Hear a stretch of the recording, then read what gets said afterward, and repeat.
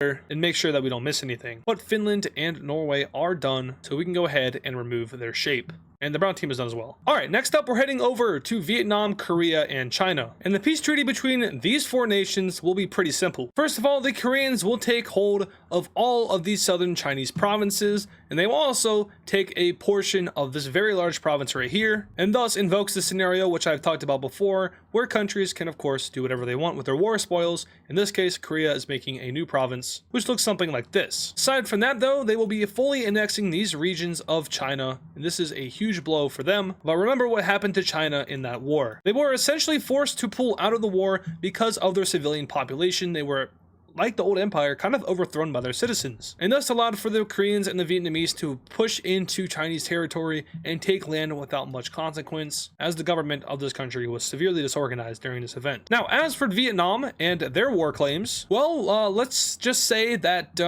goodbye Orange Country and hello, Big Southeast. Vietnam will fully annex all of southern China and rethrone themselves as the rightful ruler of South China. Rightfully so. I mean, they were there first. That's